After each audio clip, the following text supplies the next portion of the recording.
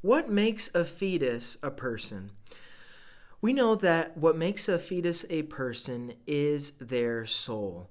And we know that there is such a thing as soul. We've discussed in other videos the neuroscientific proof of freedom of the will, and we cannot have free will unless we have a mind or a soul outside of our body and our brain. But what we are focused on this is, how do we know that a fetus is a person? Again, it is because we have a soul. Many materialists and people who are raised with certain liberal understandings or naturalistic tendencies, they claim that the fetus is just a clump of cells. And obviously they're going to think this because they don't think there's anything outside of physical constructs. They don't believe in the metaphysical realities of our makeup, of what we are made up of outside of our body and brain.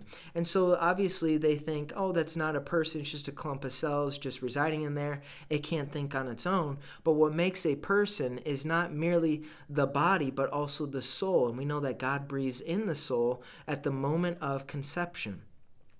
Because we know that even before we were created or made, God knew us. God is the one who knit us in our mother's womb.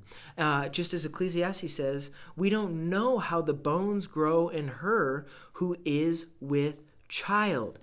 Fetuses are persons because they also have a soul. Now, there's a differentiation in our metaphysical construct between a soul and a mind. Obviously, the fetus is not thinking about certain things because it doesn't really know anything yet. It hasn't been born into this life. It still has to learn and grow. But because its mind is not fully developed and has yet to be able to perceive and understand certain things around it, does not mean that it does not have a soul, because again, at the moment of conception, God is spirit, and when God speaks and breathes us into life and knits us in our mother's womb, he gives us a soul, and our soul is our hidden identity.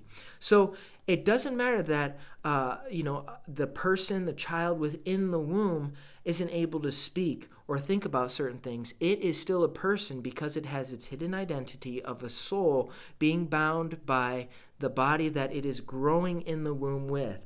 And we know that fetuses are truly miracles. Children truly are miracles. And that is what makes a fetus a person, is because of the soul that God breathes and speaks into it into the fetus, and into the child as it begins to grow and begins to become to be an actual person at the moment of conception.